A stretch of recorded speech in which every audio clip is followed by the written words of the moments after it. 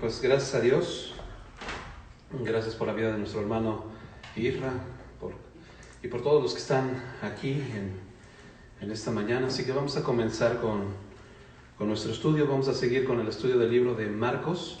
Así que te voy a invitar a que abras tu Biblia ahí en el libro de Marcos, a que tengas algún marcador para que puedas estar subrayando algunas cosas que vamos a ver y que creo que van a ser de mucha importancia pues en nuestra vida, que el Señor va a hablar a nuestra vida. Así que pues te pido que estés listo. El título de este estudio es La ofrenda de mayor valor, y vamos a ver Marcos capítulo 12 del versículo 41 al versículo 44. Dice el objetivo: entender a través del ejemplo de la viuda pobre el verdadero sentido de lo que es dar a Dios lo que es de Dios. Así que vamos a leer nuestro pasaje y después vamos a hacer algunos comentarios al respecto. Dice así Marcos 12:41, dice: estando Jesús sentado delante del arca de la ofrenda, miraba cómo el pueblo echaba dinero en el arca, y muchos ricos echaban mucho. Y vino una viuda pobre y echó 2 blancas, o sea, 1 cuadrante. Entonces, llamando a sus discípulos, les dijo: de cierto os digo que esta viuda pobre echó más que todos los que han echado en el arca, porque todos han echado de lo que les sobra, pero ésta de su pobreza echó todo lo que tenía, todo su sustento. Ok, así que este es nuestro pasaje, un pasaje en donde podemos ver algunos personajes, muchos ricos. Nos habla aquí la Biblia de muchos ricos. Nos habla también de que Jesús estaba viendo cómo estos ricos y en general cómo todos traían su ofrenda, y también nos habla de una viuda pobre. Así que pues tenemos todo esto, pero antes de adentrarnos en este estudio, en esta historia que vamos a ver el día de hoy, me gustaría que habláramos acerca del reino de Dios y que pusiéramos una base antes de poder estudiar esta historia. Porque si ponemos una base, más sencillo entender la historia. Si hablamos primero del reino de Dios y entendemos qué es el reino de Dios, nos va a ser mucho más fácil poder entender esta historia. Así que acompáñame, vamos a hablar un poco acerca del reino de Dios. En Marcos 1:15, ¿te acuerdas que nos aprendimos este versículo que decía diciendo: el tiempo se ha cumplido y el reino de Dios se ha acercado? Así que este versículo nos habla acerca del reino de Dios. El reino de Dios se ha acercado. Arrepentíos y creed en el Evangelio. Pero entonces, ¿qué es el reino de Dios? ¿Por qué la Biblia nos dice que el reino de Dios se ha acercado? En tu Biblia, al libro de Romanos, vamos rápidamente a Romanos capítulo 14, versículo 17. Y vamos a que la Biblia nos enseñe qué es el reino de Dios. Porque quizá tú puedes tener una idea de qué es el reino, pero vamos a que la Biblia nos diga qué es el reino de Dios. Romanos 14, 17 dice así: porque el reino de Dios no es comida ni bebida. Empieza diciendo qué es lo que el reino de Dios no es. Así que no son cosas terrenales, no son cosas de este mundo, no es lo que tú te puedes imaginar, los deseos de este mundo, los deseos. ¿Qué ver con eso el reino de Dios? Pero entonces dice: sino justicia, paz y gozo en el Espíritu Santo. Estas 3 características es el reino. Marcos, estábamos escuchando, el reino de Dios se ha acercado. Estábamos entendiendo entonces qué es la justicia, la paz y el gozo. Y vamos a definir rápidamente cada una de estas. Primero vamos a definir lo que es la paz, porque definiendo lo que es la paz nos va a ayudar a poder entender qué es la justicia. Así que acompáñame otra vez ahí en tu Biblia en Juan 14, 27. Juan 14, 27. Y el Señor nos dice así, Juan 14, 27: la paz os dejo, mi paz os doy. O sea, la paz que el Señor nos está dando es la paz de Él, es mi paz os doy. Yo no os la doy como el mundo la da. Porque ¿cómo es la paz que el mundo da? Y aquí lo está dejando el Señor Jesús bien claro. La paz que yo les doy no es la que están acostumbrados ustedes en el mundo. Porque en el mundo, lo que el mundo tiene por concepto de paz es la ausencia de conflicto. Es decir, no tenemos una pelea tú y yo, ¿no? Tú me respetas, yo te respeto, tú haces tu vida, yo hago la mía, no te metes conmigo, yo no me meto contigo. Esa es la paz para lo que es el mundo, ¿no? De hecho, hay una frase que dice que el respeto al derecho ajeno es la paz, y es así como que yo te respeto, tú me respetas y estamos en paz. Pero esa paz que es la ausencia de conflicto, sino la paz a la que se refiere es una reconciliación. La paz a la que se refiere es que tú y yo nos encontrábamos en un estatus separados de Dios. Cuando el hombre pecó, cuando el primer hombre que Dios creó, que fue Adán, cometió pecado, en ese momento fuimos destituidos de la gloria de Dios. Así que a partir de ese momento nos encontrábamos en una posición muy desagradable, porque en esta posición en la que estábamos lejos de Dios, estábamos alejados completamente de Dios, destituidos de Dios, enemistados con Dios, separados de Dios. Y cuando el Señor Jesús viene y nos trae su paz, es una reconciliación, es estar haciendo las paces con Dios. Mira lo que dice Romanos capítulo 5, versículo 10, dice: porque si siendo enemigos fuimos reconciliados con Dios por la muerte de su Hijo. ¿Te das cuenta cómo la Biblia nos enseña que si éramos enemigos, si estábamos en esta posición?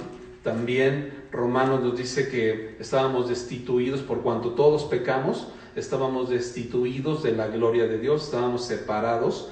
Pero dice aquí en Romanos 5:10, porque si siendo enemigos fuimos reconciliados con Dios por la muerte de su Hijo. Y es bien importante, subraya ahí la muerte de su Hijo, porque esa es la razón.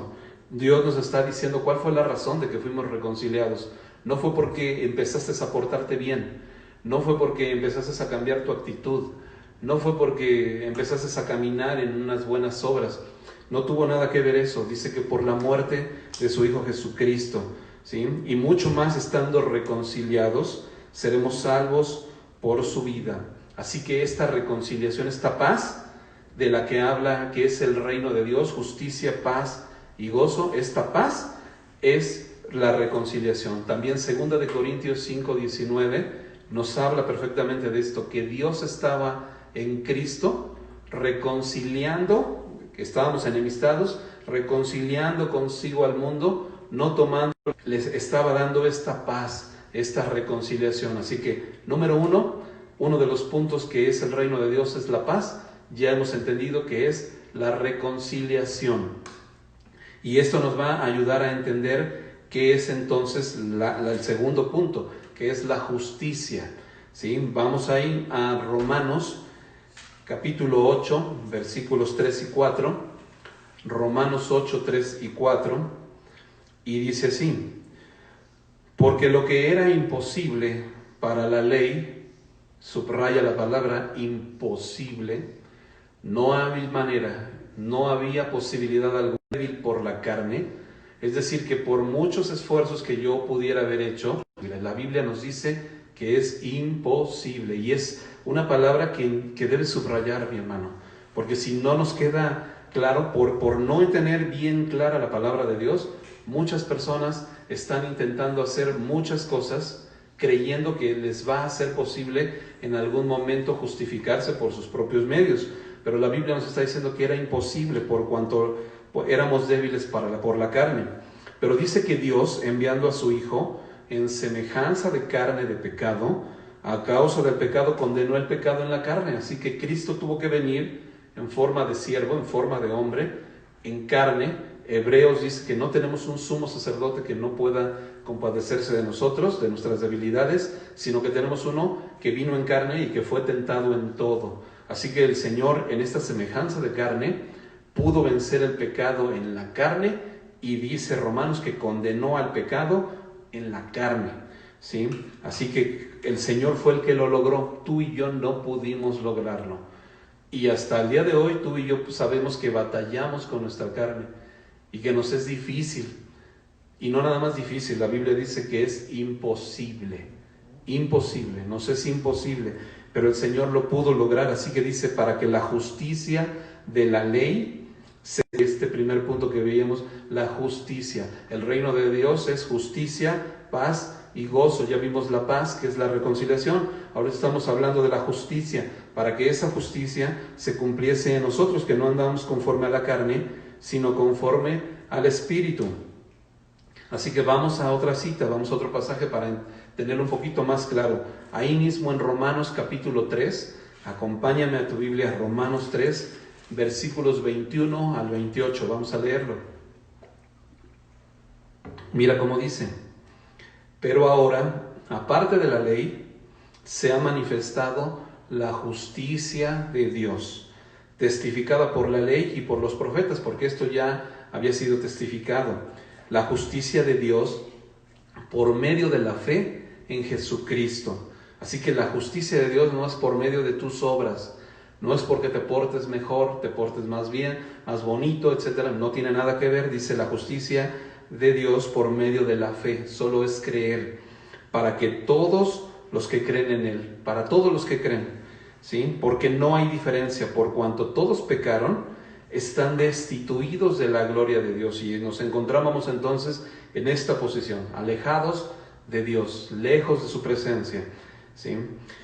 Destituidos de la gloria de Dios. Pero aquí viene la parte importante, así que prepara tu pluma, subraya esto: siendo justificados gratuitamente. Subraya la palabra gratuitamente. Hemos sido justificados gratuitamente, es decir, que no te costó absolutamente nada, no tuviste que hacer nada, no tuviste que esforzarte, no tuviste tú que hacer absolutamente nada. La justificación de la que habla que se trata el reino de Dios, que es justicia, paz y gozo, esta justicia, esta justificación nos fue dada gratuitamente por medio de la fe en su sangre, nada más por creer, mi hermano, solo por creer, ¿sí? Mediante la redención que es en Cristo Jesús, a quien Dios puso como propiciación por medio de la fe en su sangre, para manifestar su justicia, paciencia, los pecados pasados. Así que Cristo pasó por alto los pecados que teníamos. Cristo pasó por alto todas esas fallas que nos hicieron estar destituidos de la presencia de Dios, que nos hicieron estar enemistados con Dios. Los pasó por alto, vino al mundo, nos reconcilió consigo mismo y nos justificó, ¿sí? Haz de cuenta que te puso un sello en donde dice justo, pero no justo por tus obras, sino justo por la justicia que Él hizo, por la justicia que Él llevó a cabo.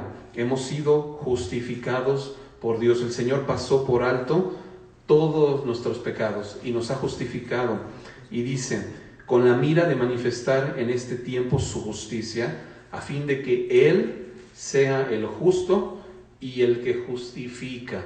Subraya esto: Él sea el justo y el que justifica. Así que tú y yo no vamos a podernos justificar jamás. Era imposible por nuestra carne, que éramos débiles. El Señor es el que, a través de su sangre, a través de su sacrificio, nos ha justificado. Y la Biblia nos dice que a fin de que Él sea el justo, que Dios sea el justo y el que justifica, al que es de la fe en Cristo. De donde, dice, ¿dónde pues está la jactancia? Queda excluida, ¿sí? Subraya, queda excluida. Ya no te puedes jactar, ya no me puedo jactar, ya no me puedo jactar de que soy muy buena persona, de que me porto muy bien, ya no nos podemos jactar. La Biblia dice que esta jactancia ha quedado excluida, porque no pudimos nosotros a través de nuestras buenas obras alcanzar esta justificación y esta justicia. Así que esta justicia es a través del sacrificio de Cristo y nos ha justificado gratuitamente, ya lo subrayamos también. Pero esto de que es gratuito no quiere decir que no tuvo un costo. Claro que tuvo un costo, ¿sí? Y el precio, este costo, no lo pagamos tú y yo.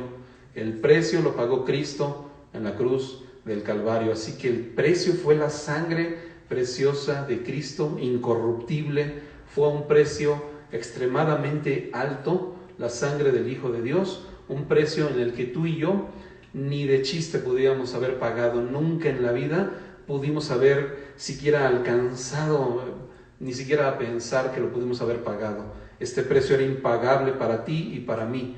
Así que cuando Cristo vino y pagó el precio, ya el regalo de la justificación, gratuitamente. A ti y a mí no nos cuesta nada, ¿sí? Dice entonces que quede excluida la jactancia, para que ninguno de nosotros nos jactemos. ¿Por cuál ley? ¿Por la de las obras? No, sino por la ley de la fe. Simplemente con que tú creas en Cristo, recibes la justificación.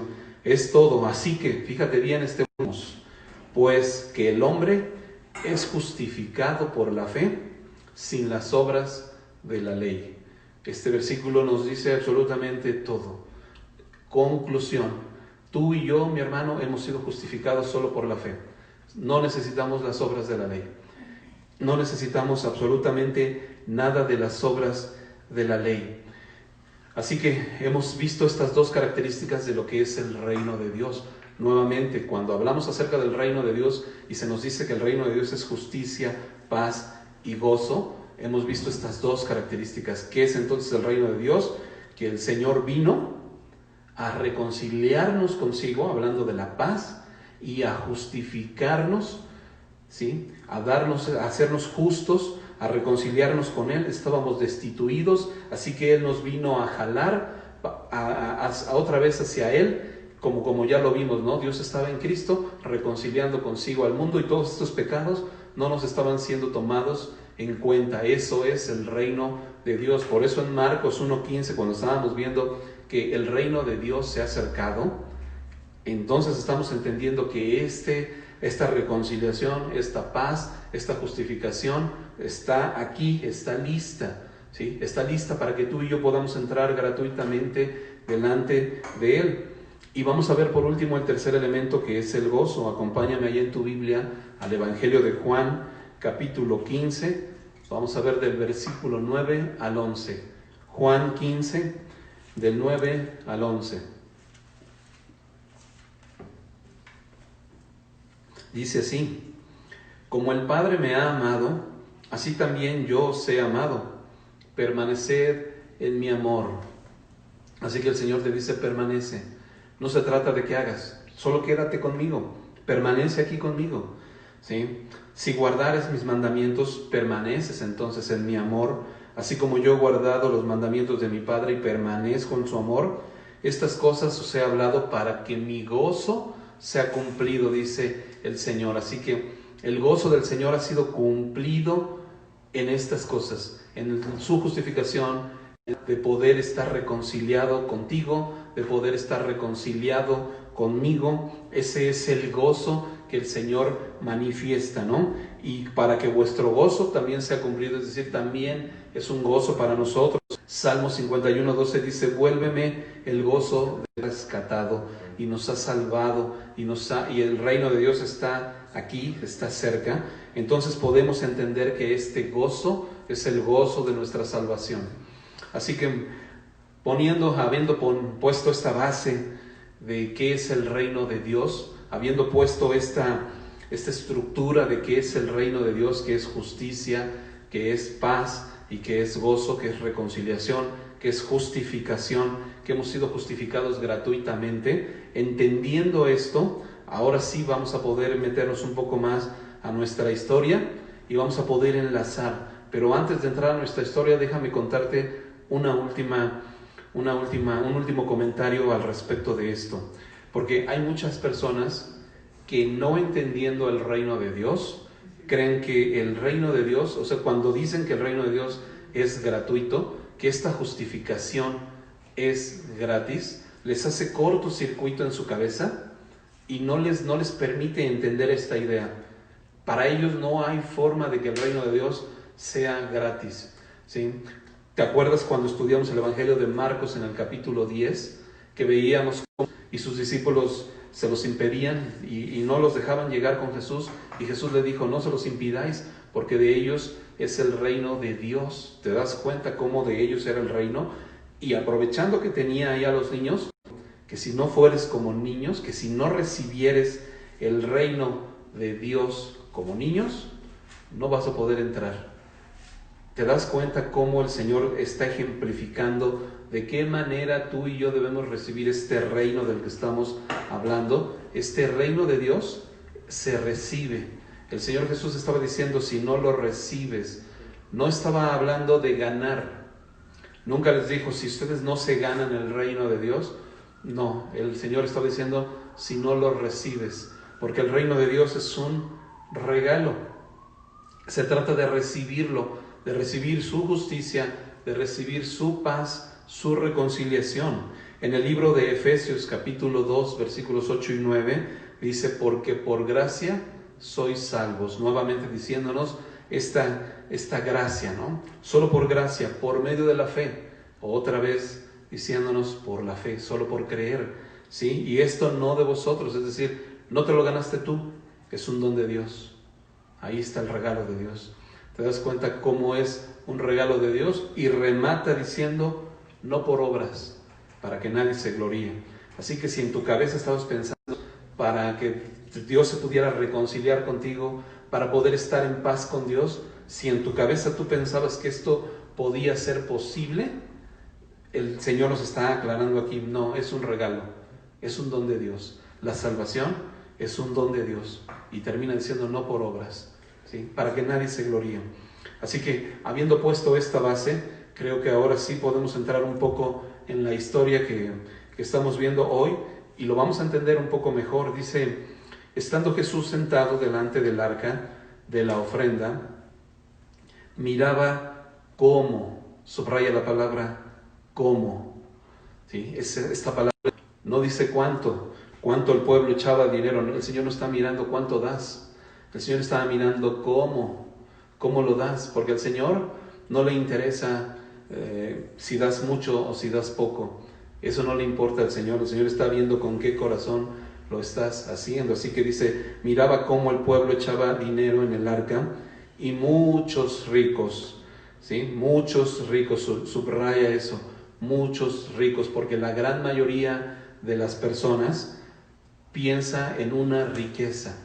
Muchos que se creen ricos piensan en esta riqueza, no solamente física, no solamente monetaria, sino en una riqueza quizá espiritual, quizá en una riqueza en donde te sientes que sabes mucho, que tienes mucho de Dios, que tocas muy bien, que tienes una voz angelical, que enseñas la palabra de Dios muy bien, que lo que tú haces en el área, en la función en donde Dios te ha permitido, wow, lo haces súper bien, y entonces traes muchas riquezas. Cuando vienes a la iglesia y le vienes a ofrecer tu ofrenda a Dios, vienes con todas tus credenciales, ¿sí? Con toda esta riqueza. Y volvemos a darnos cuenta que el Señor estaba diciendo que todo esto no es importante, y nos lleva a pensar estos ricos nuevamente en la historia del joven rico. Esta historia que ha sido muy importante, pero que es una base fundamental, ¿sí?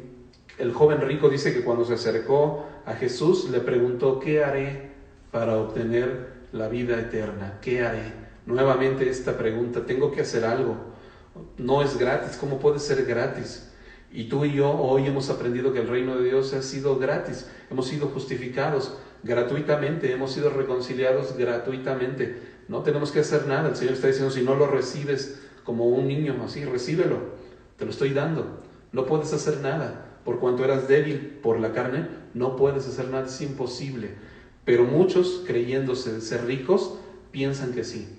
Piensan que el ser buenas personas, el no hacerle mal a nadie, el que yo no me meto con nadie, yo soy buena persona, yo trato de ayudar, etc.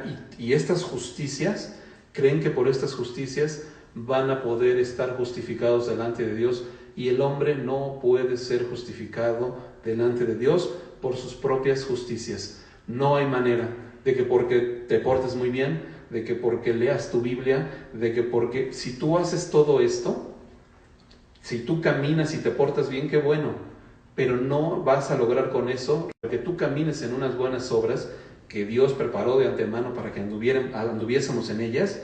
Simplemente es por agradar al Señor, en gratitud con el Señor de que Él te ha salvado, pero no porque este camino de buenas obras te vaya a llevar a alcanzar la justicia. No va a ser así. Pero este joven rico llegó con esa idea y le preguntó a Jesús, ¿qué debo hacer? ¿Qué puedo hacer? ¿Qué me falta para alcanzar la vida eterna? Y el Señor le dijo, pues prácticamente nada, no cumple lo que dice la ley. Y el mismo Señor sabía que para nosotros es imposible cumplir con lo que dice la ley, pero el Señor quería darle una enseñanza a este joven. Así que este joven le dice, pues desde chiquito he cumplido con todo esto que dice la ley. Ah, sí, le dijo el Señor, pues bueno, pues entonces no te falta gran cosa, ¿no? Vende todo lo que tienes, dalo a los pobres y ven, toma tu cruz y sígueme. Ven y sígueme. Y entonces este joven, dice la Biblia, que se puso triste porque tenía muchas pertenencias.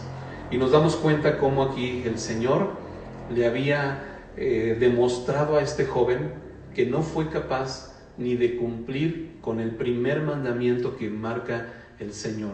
Este joven, su respuesta había sido, yo he cumplido con esto desde pequeño, pero el Señor le estaba demostrando que no era cierto, porque cuando el Señor le dijo, vende todo y déjalo, el primer mandamiento es, oye Israel, el Señor nuestro Dios, el Señor uno es, y amarás al Señor tu Dios con todo tu corazón, con toda tu mente, con todas tus fuerzas. Ese es el primer mandamiento, ¿sí? Amar al Señor con todo. ¿Qué es lo que me lleva a que no me interesa nada de lo que tengo por amar a mi Dios, por seguir a mi Señor? Y este joven había demostrado que no podía amar al Señor con todo su corazón, con toda su mente, con todas sus fuerzas, porque no fue capaz de desprenderse de lo que era importante para él. Así que el Señor Jesús le demostró que para nosotros como seres humanos, a pesar de que nos podamos creer ricos, a pesar de que podamos creer, es imposible cumplir con la ley. Es imposible. Por eso estamos aprendiendo que el reino de Dios se recibe gratis. Este paso es imposible para nosotros. No hay manera de poderlo hacer.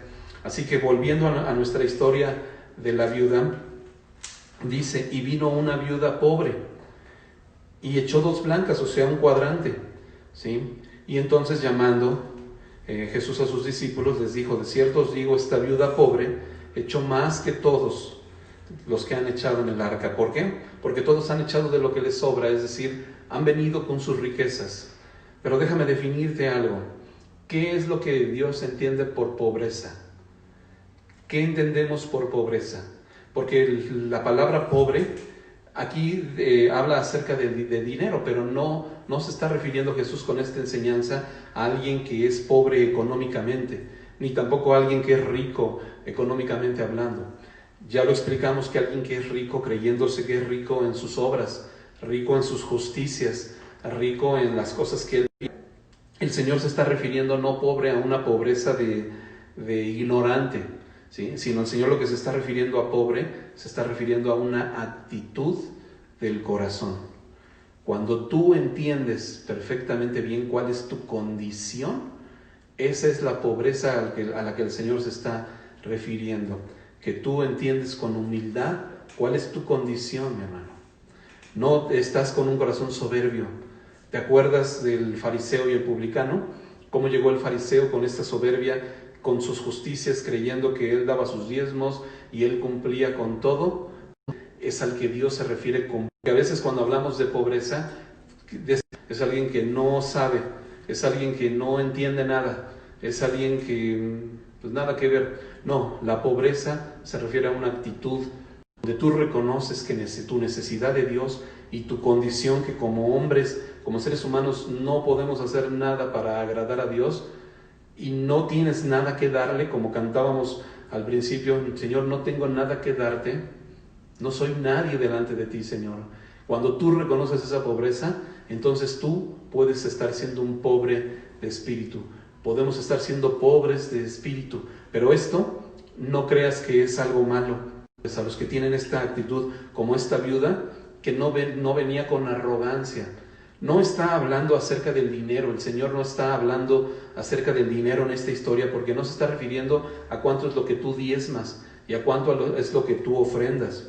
Ese es un tema aparte, ¿sí? El diezmo y la ofrenda es un tema aparte, es un tema acerca de la gratitud, de que tú has entendido que de Dios vienen todas las cosas y en gratitud tú das. Pero eso es un tema aparte. Esto a lo que se está refiriendo es con qué actitud llegas a poner tu ofrenda delante de Dios, con qué actitud te presentas a la iglesia, cuando vienes delante de Dios a dejarle tu ofrenda, ¿cuál es la actitud de tu corazón? ¿Una actitud arrogante, creyendo que le estás haciendo un favor a Dios? Ahora sí todo el mundo va a ver qué bien hacemos esto, qué bien hago esta función. ¿Ese es tu corazón? ¿O vienes con un corazón humilde, con un corazón que reconoces que eres un siervo, como lo veíamos la semana pasada?